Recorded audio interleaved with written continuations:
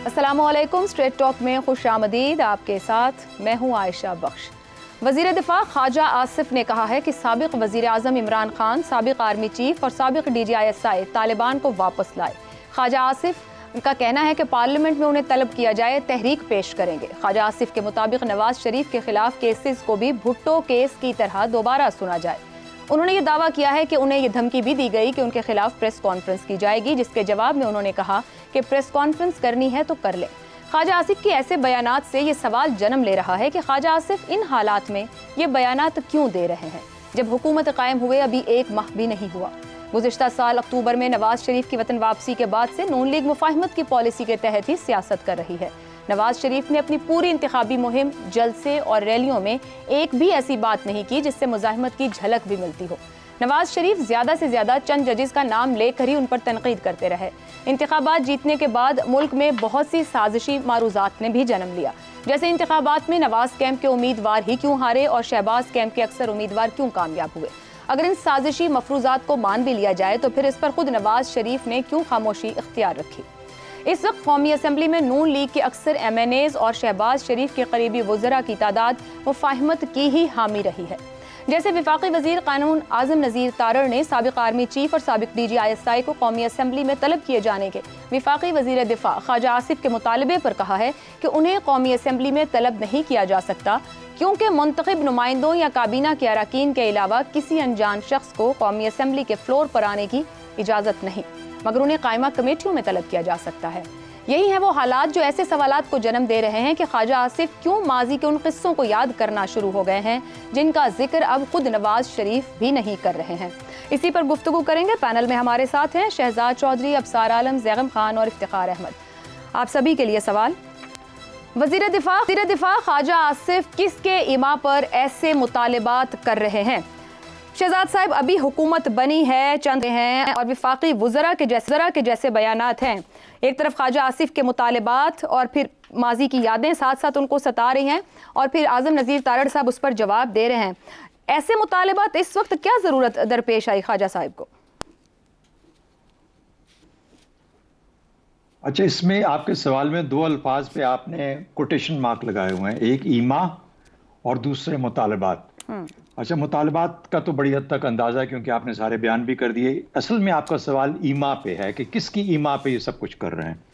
कुछ हिस्सा आपने उसका अपने इब्तदाई में बताया कि शायद वो नवाज शरीफ साहब ग्रुपिंग जो है और ये वो उस किस्म का, लेकिन मैं इसको मुकम्मल तौर पर एक सियासी पैराए में रख के कोशिश करता हूँ कि इसका जवाब दिया जाए। देखिए, ख्वाजा आसिफ साहब का जितना एक ब्रिलियंट सियासी करियर रहा है ना, अब वो भी 74-75 साल के हो गए हैं और जैसे कहते हैं 74-75 उधर पहुंचे हुए हैं वो भी।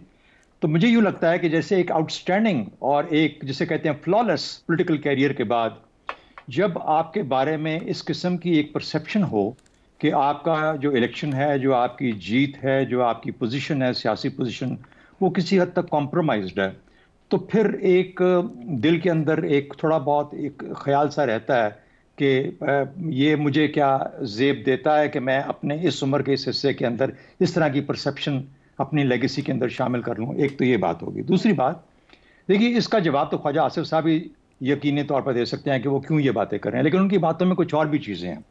उन्होंने मिसाल के तौर पर कहा कि मैं बाजवा और फैज़ को यहाँ पे हाजिर करना चाहता हूँ, वहाँ असेंबली में आके अपनी पोजीशन को वाज़ेह करें, जिसका आपने रेफरेंस भी दिया।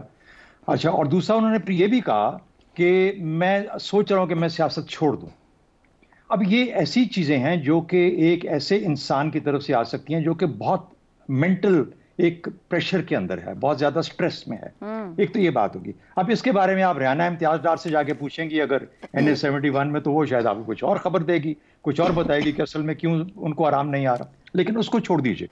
मेरा अपना ख्याल ये है कि इतने आउटस्टैंडिंग कैरियर के बाद इस तरह की, देखिए NA-130 जो था ना लाहौर का, जब ये नतीजा आया तो अगले 1-2 दिन के अंदर जब इस किस्म की बातें शुरू हुई तो शायद मैंने या हम में से किसी ने जिक्र किया और हमारी बात कि यार ये इस तरह के लवली इतने प्यारे कैरियर के बाद, नवाज शरीफ साहब के 40 साल सियासी कैरियर के बाद इस तरह की गुफ्तगू ज़ेब नहीं देती कि वो इस किस्म का कोई एक जैसे कहते हैं कि तफवीज़ की हुई किसी का कोई तोहफा इनाम, तोहफतन कोई सीट लेने की जरूरत नहीं थी। अगर नहीं है तो नहीं है, और खासतौर पर ऐसी सिचुएशन में जब आप प्राइम मिनिस्टर नहीं बन रहे।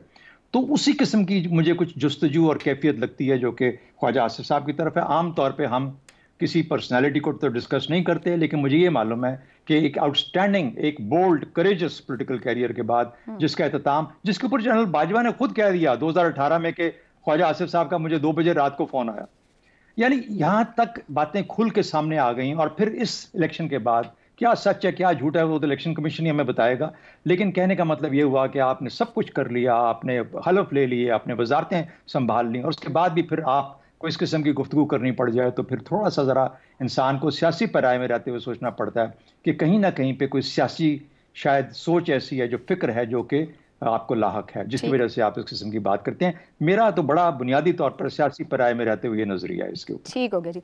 इफ्तिखार साहब, ख्वाजा आसिफ की जो मुतालिबात हैं मुफाहिमत के लंबरदार जो शहबाज शरीफ साहब हैं, वज़ीर आज़म पाकिस्तान, उनके लिए मुश्किलात खड़ी कर सकते हैं? ये जस्ट ऐसे ही बयानात हैं या फिर किसी दबाव, सियासी दबाव या परेशानी में ऐसे बयानात दे रहे हैं? जो बात मेरे मोहतरम दोस्त ने कही है, उनका असल में तजिया ये है कि जिन लोगों के बारे में ये गप है, जिन लोगों के बारे में ये कहा जाता है, जिन लोगों के बारे में ये साजिशी थ्योरियाँ मौजूद हैं कि उनको हारे हुए थे, उनको जितवाया गया है, उनका ज़मीर गालिबन उनको मजबूर कर रहा है कि कोई ख़ुदकश हमला कर दें या किसी ख़ुदकश हमले का शिकार हो जाए, ताकि उनके ज़मीर को भी इत्मीनान मिल जाए और तारीख़ी तौर पे तारीख़ की अच्छे उराक में उनका नाम भी आ जाए कि जो ख़ुदकश हमला उन्होंने किया था उसमें वो तो निशाना बने, लेकिन जो मकसद था उस ख़ुदकश हमले का वो दुरुस्त था। मुझे कोई ऐसी बात लगती है ना। तो आप गरीबों की बात करते हैं, आप सहाफ़ी भी अजीब लोग हैं, कैसे कैसे सवाल इर्रेलेवेंट उठा कर ले आते हैं। भला उसको बुला भी लिया जाए, वो जो साबिक़ चीफ ऑफ आर्मी स्टाफ है, या वो दूसरे को भी बुला लिया जाए तो क्या फ़ायदा जी? मुझे यही तो सवाल है कि नहीं, मुझे कोई फ़ायदा नहीं है। मुझे बात करने, कोई फ़ायदा नहीं। आप तो फिर मुझे बात करने देना। मैं तो उन लोगों पे हैरान हूँ जो इस किस्म के डिबेट को इस मुल्क में जन्म देते हैं। दो वफाकी वज़ीर इसी पे सवाल जवाब कर रहे हैं पिछले 48 घंटों से। मुझे कोई तल्लुक़ नहीं ना उस वफाकी वज़ीर से ना दूसरे वफाकी वज़ीर से, ना उनकी इतनी पहुँच है जितनी पहुँच मेरी और मेरे दोस्तों की आपके प्रोग्राम की वसातत से पाकिस्तान के अवाम के साथ है। और उन गरीबों की तो कोई बात ही नहीं करता। कि मीडिया का अजीब खेल है कि मीडिया रोज़ एक ऐसा खेल शुरू करता है जो शाम को ख़त्म हो जाता है, अगले दिन उसकी दुम को पकड़ के फिर खींचना शुरू कर देता है और उसके ऊपर चला जाता है। कोई फ़ायदा नहीं हो रहा। अगर वो बुला भी लिया जाए असेंबली के फ्लोर पे तो क्या हो जाएगा? क्या बिगाड़ लेंगे आप? और आप तो किसी SHO को सजा नहीं दे सकते। आप बात कर रहे हैं साबिक़ चीफ ऑफ आर्मी स्टाफ की और उस आप साबिक़ DG ISI की, ये क्या बातें हैं? और हम इसको पूछ रहे हैं क्या बातें हैं? ये गलत है। आप पूछना भी गैर मुनासिब है। अच्छा, इस गुर्बत के दौर में वजीर का कहना मुनासिब है, मेरा पूछना गैर मुनासिब है। मैंने इतना बड़ी बात कह दी, अगर आपको नहीं समझ आई तो आप मुझे देखें। मैं एक सहाफ़ी हूँ, मैं एहतराम के दायरे में रहते हुए सियासतदानों को बुरा या अच्छा कहता हूँ। मैं उन लोगों में से नहीं हूँ कि जो सियासतदानों को के कपड़े उतारने के अंदर मसरूफ़ अमल हो जाए। मैं नहीं कर सकता। वो अच्छे हैं या बुरे हैं, वो कैसे हैं, वो उसके बारे में मैंने जिस तरीके से मुझे कहना था कि ये ख्वाहिश क्यों जन्म ले रही है वो मैंने अर्ज़ कर दिया। लेकिन मैं आप लोगों से भी तो पूछता हूँ ना कि क्या ये इशू है, कि ये आवाम का मसला है? क्या अगर उसको बुला भी लिया जाए तो कोई मसाइल तय हो जाएंगे, लोगों को रोज़गार मिल जाएगा, लोगों को रहने के लिए घर मिल जाएंगे, लोगों को अच्छी दवाई मिल जाएगी। अगर उसको बुला लोगे असेंबली के फ्लोर पर अपनी अनाज की तस्कीन करने के लिए, क्या हो जाएगा? तुम्हारी अगले इशू में हम आवाम के ही उसके ऊपर बात कर रहे हैं। जब वो इशू आएगा फिर मैं उसे उस अंदाज से निबड़ लूंगा। पहले मैं इसको निबड़ लूँ। ये जो रवैया हमारा है ये बिल्कुल गलत रवैया है। और ये को सोचना चाहिए क्या बात करते हैं, आवाम के मसाइल पर बात करें। वफाकी वजीरों के लिए तो मैं अर्ज कर रहा हूँ ना जी, वही कह रही हूँ। मैं आपको नहीं कह रहा, आप पता नहीं इतना पर्सनल ले रहे हैं। मैं वफाकी वजीरों को कह रहा हूँ कि वफाकी वज़ीर साहिबान, आप अपनी अना की कोई तस्कीन करना चाहते हैं, भला आप तो SHO को तलब नहीं कर सकते। चले आप दोनों वजीर मिलकर SHO को तलब करके मुझे दिखे उसके किसी ऐसे जुर्म की बिना पे जो आपके ख्याल में जुर्म है। आप SHO नहीं तलब कर सकते। क्यों आप हमें उलझनों में डाल रहे हो? क्यों सिस्टम के साथ एक और मजाक शुरू करना चाहते हो? क्यों हम लोगों को बेवकूफ़ बना के अपने पीछे लगाना चाहते हो? क्यों हीरो बनना चाहते हो? इस तरीके से हीरो बनना है तो मेरे लिए लोकल बॉडी सिस्टम ला के मुझे दो, उसमें जो वादे किए उनको पूरा करो। आज जो उनको पूरा नहीं करता, तुम दोनों वजीर मिलके उसको कोशिश करो, उन लोगों को, उन अनासर को, उन कुव्वतों को असेंबली के फ्लोर के ऊपर बुलाओ और उनसे पूछो कि तुम ये काम क्यों नहीं कर रहे जिससे आवाम को फायदा पहुंचे। ये इन दोनों जनरलों को बुला के क्या कर लोगे? इसको कंक्लूड करते हैं। गैर जरूरी बयान है, बिल्कुल गैर जरूरी बयान है। ठीक हो गया। बिल्कुल मुझे दुख से कहना पड़ता है कि दोनों इतने, एक तो है जिनकी उम्र बता दी, उसमें असल में वो फिक्र होता है सतरिया बतरिया गया, वो ऐसा होता है। तो उनमें से तो एक ऐसा है, sorry, I am very sorry for that, it is no way. गुजरी शाम का यहाँ रोना नहीं खत्म होता है। ज़ैगम साहब, ख्वाजा आसिफ के मुतालिबात हैं, क्या नवाज शरीफ को वादे पूरे ना होने का शिकवा है? एक बयान गुज़िश्ता सितंबर में दिया था, आने से पहले अक्टूबर में आए तो और मामलात रहे, फिर वादे पूरे ना हुए, तो क्या ये वो शिकवा है या जो इफ्तिखार साहब कह रहे हैं कि ना वक्त है, ना ऐसे बयानात की ज़रूरत है, ना इनका कोई फ़ायदा है? नवाज शरीफ से जो वादे हैं वो अफसरों ने तो पूरे नहीं करने थे जो चले गए, और आप ये देखिए जो लोग चले गए उनके बूटों के निशानों को पीटना तो कोई मज़ाहमत नहीं होती।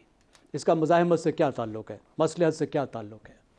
वो लोग तो चले गए, अब उनके ख़िलाफ़ आप जितना छत पे चढ़ के बोल लें, ढोल पीटें, कुछ कहें, तो किसने आपको पूछना है? ये तो मसला ही नहीं है। देखिए वो जो सवाल उठा रहे हैं वो सवाल अहम है, लेकिन बिल्कुल गलत तौर पर उठा रहे हैं। जब अफ़गान तालिबान ने काबुल फ़तह किया था, उस वक्त ख़ुद ख्वाजा आसिफ साहब की वो ट्वीट आपको याद है जो इन्होंने ठोकी थी? अब भी लोग तक उसको करते हैं, उसको फैलाते हैं, रिट्वीट करते हैं, ताकतें तुम्हारी हैं और खुदा हमारा है, अल्लाह अकबर। ताकतें किसकी? अमेरिका की। खुदा तालिबान का और हमारा साझा, ही ख्वाजा आसिफ साहब ने कहा था। देखिए जश्न जो है ये सिर्फ रियासती अशराफिया नहीं मनाया था, ये पाकिस्तान की सियासी अशराफिया ने भी बनाया था। ख्वाजा आसिफ भी ढोल पीटने वालों में सबसे आगे थे। एक माहौल था, ये समझा गया कि फाइनली पाकिस्तान को काबुल में एक दोस्ताना हुकूमत मिल गई, अब हम टेररिज्म का मसला हल कर सकते हैं। सब लोग ये समझ रहे थे, एक उम्मीद थी, एक मौका था, क्योंकि एक ऐसी हुकूमत आई जिसको हमारी मोहताजी थी, जो हम समझते थे हमारी दोस्त साबित होगी, जो हम समझते थे हमारी मदद करेगी कि वो उन दहशत गर्दों को ख़त्म करे, उसको डीरेडिकलाइज करे, उनको वापस भेजे, इस मामले को ख़त्म कर दे। इस उम्मीद में कोई ख़राबी नहीं थी, मुज़ाकरात की कोशिश करने में भी कोई ख़राबी नहीं थी। सब दुनिया में होता है कच्ची कोशिश है। मुज़ाकरात का फॉर्मेट बिल्कुल गलत था। ये बात करनी चाहिए थी कि आला तरीन लेवल पर दहशत गर्दों के साथ आप क्यों बैठ गए? आपने रियासत के साथ दहशत गर्दों को पैरिटी 8वीं बार क्यों दे दी? आपने क्यों अफ़गान तालिबान को फरीक नहीं बनाया? आपने उनको सस्ता छोड़ दिया। उन्होंने कहा जी आप जानो और टीटीपी जाने। ये गलती ज़रूर थी, मुज़ाकरात में गलती नहीं थी। देखिए जो अगली बात है, जो ये ख्वाजा साहब कह रहे हैं कि कौन वापस लाया, देखिए एक लिहाज से ठीक भी है, ये सवाल गलत भी है। पूरी दुनिया में डी रेडिकलाइजेशन होती है। जो लोग रेडिकलाइज होकर चुके होते हैं, दहशतगर्द बन चुके होते हैं, माशरा उनको वापस एब्जॉर्ब करता है। लेकिन डी रेडिकलाइजेशन की एक पूरी साइंस है। इन लोगों को इनको कैंप बनाए जाते हैं, उन कैंपों में रखा जाता है, उनमें तालीम दी जाती है, उनको स्किल दिए जाते हैं ताकि कोई नया काम ज़िंदगी में कर सकें। लड़ने के अलावा उन्हें कुछ नहीं आता। उनको नफ्सियाती सपोर्ट दी जाती है क्योंकि उनके नफ्सियाती मसले होते हैं, उनकी जज्बाती मदद की जाती है। फिर एक अहम बात ये होती है कि उनको आइडियालॉजिकल रिहेबिलिटेशन की ज़रूरत होती है। इन लोगों का इस्लाम का तसव्वुर भी तो बदलना है ना। वो इस्लाम का तसव्वुर जो पूरी उम्मत का है, इनका इस्लाम का तसव्वुर उससे मुख्तलिफ है। तो इनकी वो मजहबी रिहेबिलिटेशन की भी ज़रूरत होती है। इस प्रोसेस के बाद आप उनको माशरे में लाते हैं। सवाल ये है कि ये सारा प्रोसेस क्यों नहीं किया गया? मेरा ख्याल ये है कि जो हमारा सिस्टम ऑफ गवर्नेंस है, जिसमें एक आदमी ऑल इन ऑल होता है, अक्ल कुल होता है। पेशावर में बैठा हुआ एक आदमी अक्ल कुल था, उसने इन तमाम चीज़ों पर कोई तवज्जो नहीं दी, एक्सपर्ट से बात नहीं की, उसने खुद ये फैसला कर दिया, अच्छी नीयत में किया। ये कैसे हो सकता है कि एक आला फौजी अफसर जो है वो उन लोगों को वापस लाए जो उसके जवानों को, उनके अफसरों को कत्ल करेगा? This is absurd. सबसे ज़्यादा वो लोग कुर्बानियाँ दे रहे हैं, नीयत की बात नहीं है। यहाँ पे सवाल ये है कि हमारी गवर्नेंस में इस मेहनत से, इस मुसीबत से निमटने का कितना एक अहलियत मौजूद है कि अगर डीरेडिकलाइज करेंगे तो क्या डीरेडिकलाइजेशन करने की हमें समझ है, फहम है? क्या ख्वाजा आसिफ को थी जो इतना अरसा वजीर दिफा रहे? क्या PMLN में है? मुझे कोई एक डीरेगुलाइजेशन का एक्सपर्ट दिखा दें कि फलां आदमी है मुस्लिम लीग नवाज में जो इस मसले को समझता है, जो इस मसले में हल पेश कर सकता है, फौज के साथ बैठ के बात कर सकता है। जब आप में ये अहलियत ही नहीं है, पूरी सिक्योरिटी आपने आउटसोर्स कर दी है, तो फिर शिकायत कैसी? और एक और भी बहुत अहम बात होती है, देखें, एक तो आपने लड़ना है जो फौज लड़ रही है, दूसरा आपने डीरेडिकलाइज करना है, लेकिन सबसे अहम बात यह है कि आपने अपने नौजवानों को उस तरफ जाने से रोकना है। इसको कहते हैं प्रिवेंटिंग वायलेंट एक्सट्रीमिज्म। ज़ैगम साहब, ये सब ठीक हो गया, लेकिन ये इस बयान का इस वक्त मतलब, इसकी टाइमिंग, इसकी जरूरत, कुछ निकलेगा इसमें से क्यों? जिस तरीके से उन्होंने ताकतें तुम्हारी हैं और खुदा हमारा है का बयान ठोका था, वैसा ही एक बयान ठोका है। सियासी ख्वाजा साहब ऐसे बयान देने के आदी हैं, वो वजीर खारजा भी रहे हैं, लेकिन ऐसे गैर जिम्मेदाराना बयान देने की, तोपें चलाने की, आटों पे चलने की हमारी लीडरशिप की आदत है, जिससे वो सब कुछ सत्यानाश करते हैं। आप ये चीज़ें इस पर बहस कीजिए, ले जाइए फ्लोर पे। उनको अकाउंटेबल बनाना चाहते तो वो आपकी मिनिस्ट्री के मुलाजिम थे, आप उधर क्यों लाना चाहते हैं? आप वजीर दिफा हैं, जो वजीर दिफा के साबिका मुलाजिम है उनको भी आज भी वजारत दिफा अकाउंटेबल बना सकती है। आप खोल लीजिए इंक्वायरी, छत पे खड़ के चिल्लाने की क्या जरूरत है? खोले इंक्वायरी, आप वजीर दिफा बन के दिखाए ना। आप जितने वजीर दिफा हैं वो आपको भी पता है, हमें भी पता है, फिर शिकवा किस चीज का है? बन के दिखा दें जरा वजीर दिफा हमें। ठीक है जी। अब सर साहब, आपके ख्याल में ये अभी जो हम पिछले 2 दिन में उनके बयानात सुन रहे हैं, इनका मकसद या इनकी टाइमिंग कोई अहमियत है, या जिस तरह कह रहे हैं ज़ैगम साहब के कोई अहमियत नहीं है, आप खुद वजीर दिफा हैं, आपको जो कुछ करना है इन हाउस देखें? बड़ी मुश्किल में डाल दिया आपने मुझे, इतना मुश्किल सवाल करके, जिसमें मैं मुसलसल पिछले 20 मिनट से सुन रहा हूँ। ख्वाजा आसिफ के ख़िलाफ़ सोटी उठाई हुई है आप सब लोगों ने, और लगाए जा रहे हैं धड़ाधड़ धनाधन, और मैं सोच रहा हूँ कि माइक और कैमरे तुम्हारे हैं, खुदा हमारा है। मैं तो यही कह सकता हूँ, और क्या कहूँ। ख्वाजा आसिफ से किसी ने बात ही नहीं की, किसी ने पूछा ही नहीं उनसे। मेरा उनसे ज़्यादा ताल्लुक़ नहीं है, सिर्फ 31 साल का ताल्लुक़ है, दिन और रात का। ख्वाजा साहब बिल्कुल गैर जिम्मेदार नहीं है। ख्वाजा साहब ने बिल्कुल ऐसे ही किसी स्ट्रेस में बयान नहीं दिया। ख्वाजा साहब ने बिल्कुल बेवक्त बयान नहीं दिया। टोटली सारा कुछ ये हम बैठ के ड्राइंग रूम में सारा की बातें कर रहे हैं। ख्वाजा आसिफ जितना प्रेशर बर्दाश्त कर सकता है, जिस किस्म का वो सियासतदान है, ये ऐसे बहुत कम सियासतदान है पाकिस्तान में।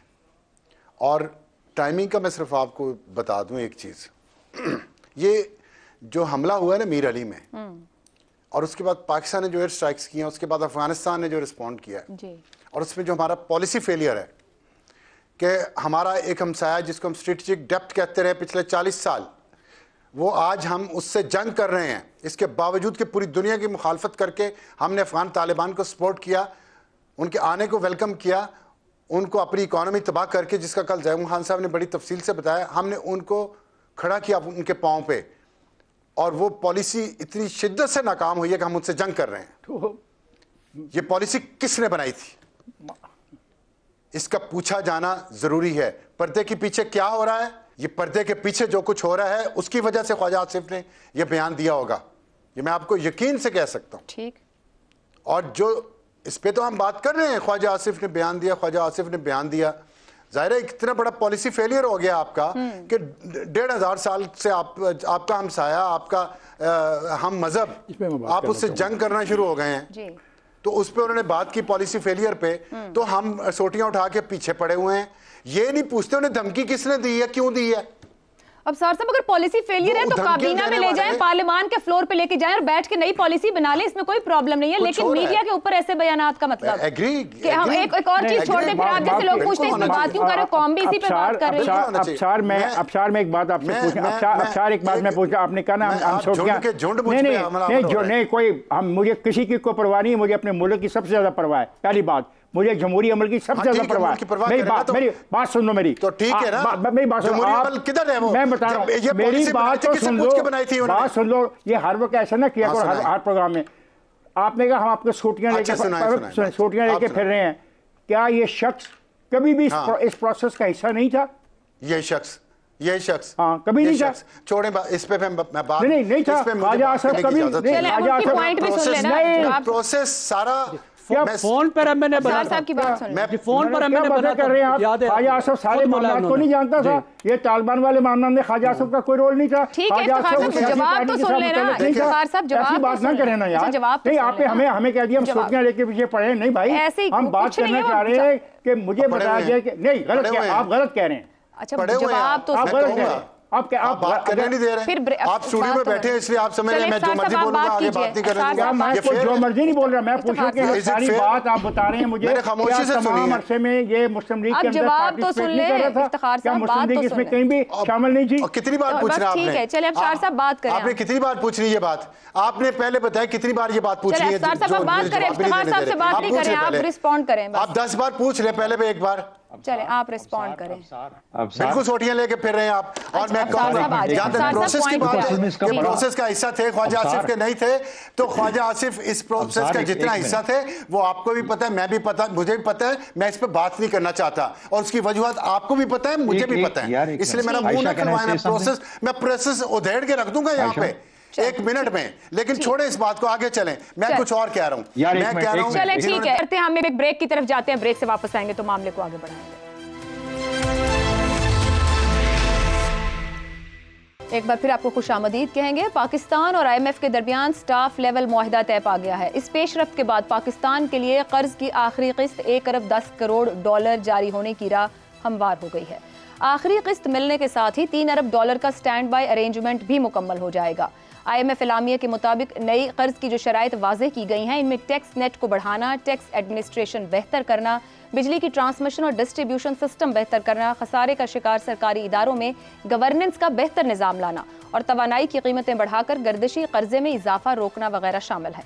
वज़ीर आज़म शहबाज शरीफ ने SIFC एपेक्स कमेटी से खिताब में कहा है कि IMF मुआहदे पर पूरी टीम को मुबारकबाद। IMF के एक और प्रोग्राम के बगैर हमारा गुजारा नहीं। नए प्रोग्राम का दौरानिया 2 से 3 साल तक हो सकता है। वज़ीर आज़म ने रिफॉर्म से मुताल्लिक़ बात करते हुए कहा कि हमें अब डीप रूटेड स्ट्रक्चरल रिफॉर्म्स लेकर आनी है। मुल्क की मईशत को बहुत बड़े बड़े चैलेंजेस दरपेश हैं। महंगाई का तूफान है, गरीब आदमी पिस चुका है। मुल्क में माइक्रो लेवल पर इस्तेहकाम लाना होगा। मुस्तकबिल में हमें मुश्किल और कड़वे फैसले करना होंगे। बदकिस्मती से सुर्ख फीता हमारे पाँव की जंजीर बन चुका है। बिजली चोरी की आधी रकम भी रिकवर करें तो 1350 अरब रुपए आ जाएंगे, जिससे हम कशकोल तोड़ सकते हैं। हमें मिलकर काम करना होगा, अकेले जिम्मेदारियां अदा नहीं कर सकता।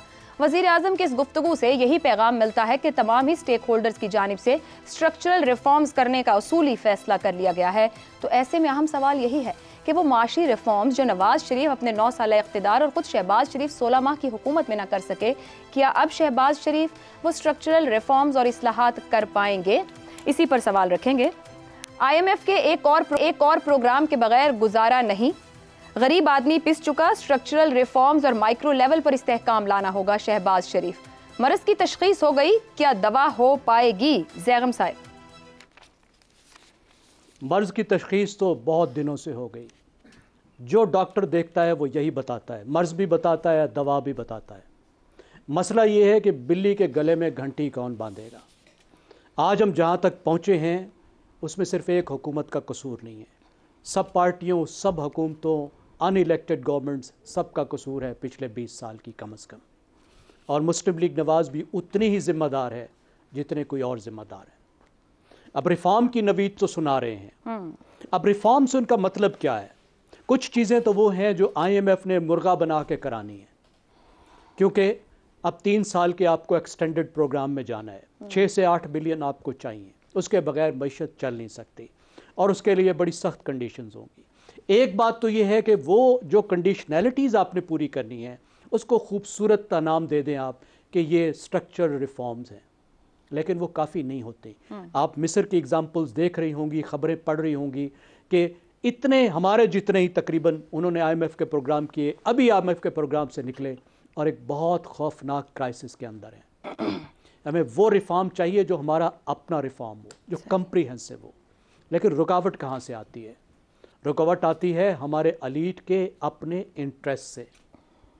जब स्ट्रक्चरल रिफॉर्म आएगी तो हमारी तीनों किस्म की एलीट जिनकी हम बात करते रहते हैं, चाहे वो रियासती अशराफिया हो, चाहे सियासी अशराफिया हो, चाहे वो कारोबारी अशराफिया है, तमाम के मफादात पे ज़रब पड़ेगी, कम से कम वक्ती तौर पे तो पड़ेगी। अगर सोचें तो at the end of the day सबका ही फ़ायदा होगा। जाहिर है ज़्यादा फ़ायदा तो एलीट का ही होगा ना, लेकिन फ़िलहाल उनके इंटरेस्ट पे ज़रब पड़ेगी और ये उठाने को, आज तक इस नुकसान को उठाने को कोई भी तैयार नहीं हुआ। ब्यूरोक्रेसी के रिफॉर्म की बात आती है तो वो भाग जाते हैं, उनके मफादात की बात आती है, रियासती अशराफिया के मफादात की बात आती है, कोई तैयार नहीं होता। कारोबारी लोग जो इस मुल्क से फ़ायदा उठा रहे हैं अपने मफाद को कम करने को तैयार नहीं होते। आप एक एक चीज़ उठा के देख लीजिए, कैप्चर, आप पावर प्लांट को देख लीजिए, सस्ती गैस लेनी है और ऐसे प्लांट चलाने हैं जो चलने नहीं चाहिए, जो इतने डिसफंक्शनल हैं, कम फंक्शनल हैं, लेकिन वो फ़ायदा ले रहे हैं, चल रहे हैं। और हमारे जो सियासी अशराफिया है वो ख़ुद उस तरह के बिजनेस से वाबस्ता है, उस तरह के मफादात से वाबस्ता है। ज़ैगम साहब, SFC का इजलास हो रहा है, तमाम ही स्टेक होल्डर्स ऑन बोर्ड हैं और आगे का वो एक मंजरनामा देख रहे हैं। वज़ीर आज़म ने आज कह दिया विफाक अकेले कुछ नहीं कर सकता। अभी भी आपको लगता है कि मुश्किल होगा इन सब के लिए, इन हालात में जब सब नजर आ रहा है और इकट्ठे बिठा के इसको डिस्कस कर रहे हैं?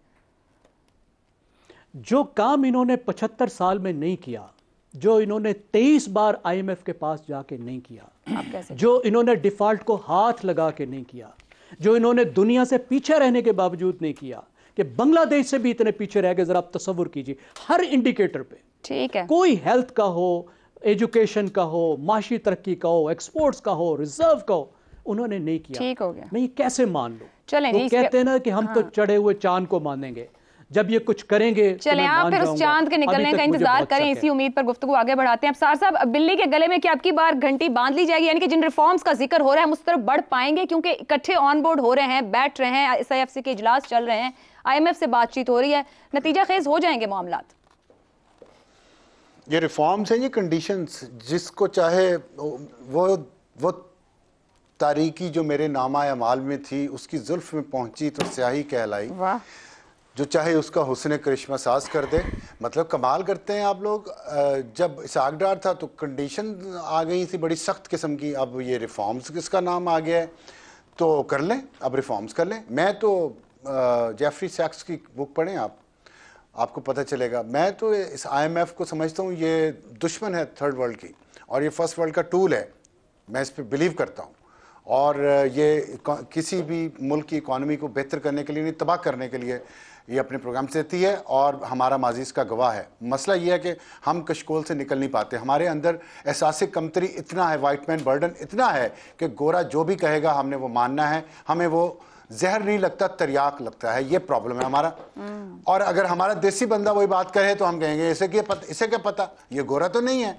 ये हमारा असल प्रॉब्लम ये है, एहसास कमतरी, जो अंग्रेज छोड़ गया अपने कुछ बाकियात के साथ साथ, जो हमारे सिस्टम का हिस्सा हैं वो बाकियात और उनके डिपार्टमेंट्स। इसलिए ये मसले हैं। ये IMF के साथ वो कंडीशन माननी चाहिए जो हम उठा सके, जिनका बोझ, जिनको हम आगे लेके जा सकें। मैं आपसे बार बार सवाल करता हूं, आप मुझे बताएं, डिवैल्यूएशन रुपये की करके आपने एक्सपोर्ट्स कितनी बढ़ाई इस मुल्क में? अभी तो ना बढ़ी। झूठ है ये सारा। सही कह रहे हैं। डिवैल्यूएशन से एक्सपोर्ट्स बढ़ेंगी। एक्सपोर्ट्स बढ़ने के लिए डिवैल्यूएशन नहीं चाहिए।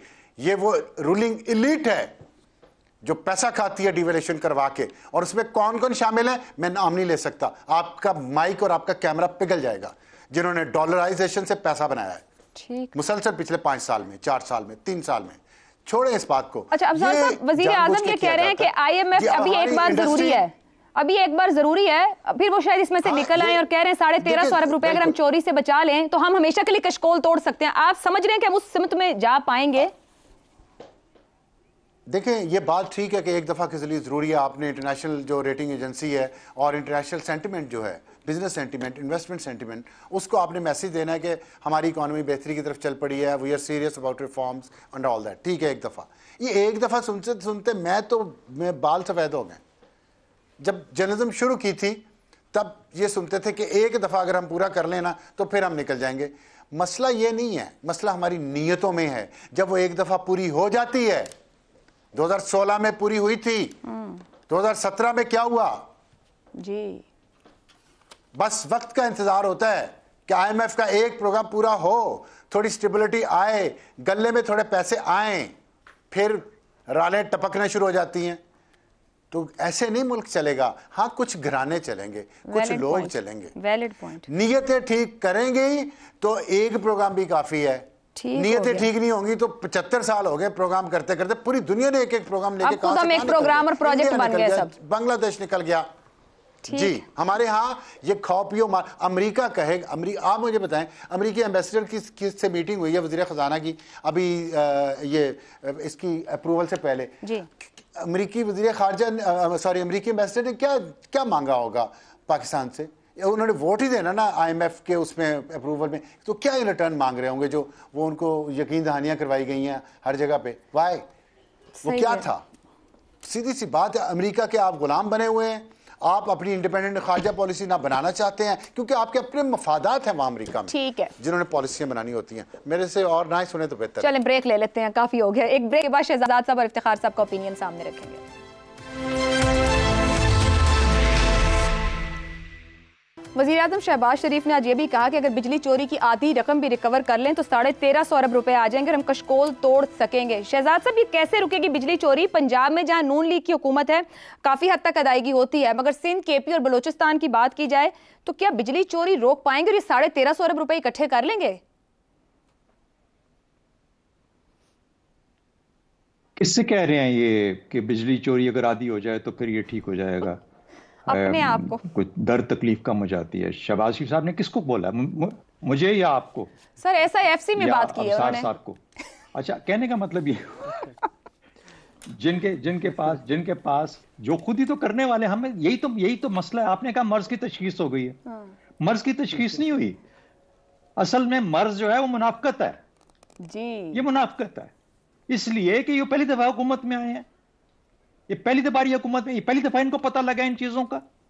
ये 5वीं दफा है इनकी हुकूमत की, और जो सारे वहां बैठे हैं वो सब अपनी अपनी बारियां निभा चुके हैं, पता नहीं कितनी दफा। ये पहली दफा जांचने वाले लोग हैं, ये मुनाफिक लोग हैं, इनके कॉल और फेल में तजाद है। ये बोलते कुछ हैं, जितना बड़ा भोंपू उतनी बड़ी आवाज, अमल सिफर। ये बदकिस्मती है हमारी। ख्वाजा आसिफ साहब को क्या चाहिए? CGS और DGMO को अपने दफ्तर में बुला लें, उसे पूछें यार बताओ मुझे 3 साल में तुम लोगों ने क्या किया और अब क्या करने जा रहे हो। इसका पूरे पाकिस्तान में बैठ के तशहीर करना और फिर इस तरह की एक ऐसी क्रिएट कर देना सिचुएशन, एक और चाय की प्याली में तूफान खड़ा कर देना। और भाई 2 बंदे बुलाओ, उनसे पूछो यू आर दी वजीर दिफा। ये प्रॉब्लम है इस मुल्क का, ये बातें करने वाले लोग हैं। ये देखिए, ये मेरे अफसार साहब का अपना गुस्सा अपनी जगह पे बचा है। कहते हैं असल में यहां अगर उधेड़ना शुरू करें ना तो क्या सिर्फ एक काम करें, 131 अरब का ना अफसार साहब ने IMF से हमने लोन लिया, अमेरिका नवाज ये वो फलाने 131 अरब डॉलर हमने आज दुनिया का पे करना है। 47 से लेके आज तक ये देख लो कि हमने कितना लिया कितना दिया, और जो लिया उसको इस्तेमाल कहां पे किया और वो पैसा किधर गया, वो डॉलर कहां गए, इसको देखने की जरूरत है। जो कि आज तक हमारे यहाँ होते हैं कॉस्ट बेनिफिट, एक ऑडिट की रिक्वायरमेंट है। बदकिस्मती हमारी ये है कि हम उस तरफ नहीं जाते, अपना एहतसाब नहीं करते, उस एहतसाब से डरते हैं क्योंकि बहुत कुछ खुलना शुरू हो जाता है, उधड़ना शुरू हो जाता है, और जब उधड़ता है फिर छुपने की जगह नहीं बचती। तो ये मसला है हमारा। इससे फर्क नहीं पड़ता कि कौन क्या कहता है और किस तरह कहता है, बात ये होती है कि आपका अमल क्या कहता है और आपका अमल क्या। रिफॉर्म्स हो, इसकी तत्हीर हो, पकड़ना हो, टैक्स बढ़ाना हो, ये सब कुछ करने वाले काम है, लेकिन बिल्ली तो खड़ी है, घंटी वाला मसला कौन बांधेगा? और ये इनमें हिम्मत है करने की, मुनाफकत की इंतहा है, खुद अपने ऊपर घंटी बांधेंगे। आपको भी शक है इस पे? अपने गले में सबसे पहले डालें, उसके बाद पता चलेगा कि बाकियों के ऊपर कैसे डालें। ठीक हो, किस सवाल ही पैदा नहीं होता, दवा नहीं होगी। और ज़ैगम साहब ने भी बात की। इफ्तिखार साहब, ये जो स्ट्रक्चरल रिफॉर्म्स और ये जो सब बड़ी बातें हैं, ये चंद चढ़ेगा क्या? देखिए, हो तो सकता है, सकता है तो हमें भी पता है, हो सकता है, होना चाहिए। भाई यही तो तुम्हारा प्रॉब्लम है कि तुम जो ज़्यादा चीखता है उसको तो इंटरप्ट नहीं करते। मुझे ऐसे शरीफ आदमी को जो धीमा बोलता है इंटरप्ट कर देते हो। अभी मैंने पहला फिक्रा बोला है और आपने मुझे टोक दिया। देखो, बात यह है कि अब टैक्स की जो बेस है इसको बढ़ाना पड़ेगा। ये मैं सुन रहा हूँ कि 25 लाख जो रिटेलर्स हैं उनके बारे में फ़ैसला कर लिया गया। ये नंबर 1 होगा। नंबर 2 है बिजली की चोरी, भला कहीं भी कर रहा हो, महल्ले में कर रहा है या सूबे में कर रहा है या डिस्ट्रिक्ट में कर रहा है, हमें रोकना चाहिए और रोकना होगा। ख़ासतौर पर ये जो हमने मुआहदे के रखे हैं बिजली को पैदा करने के। और फिर मुझे आज की जो मीटिंग हुई उसमें ये नहीं समझ आई कि क्या ये स्टील मिल के बारे में और पीआई के बारे में कोई हतमी फैसला करने की पोजीशन में है या नहीं।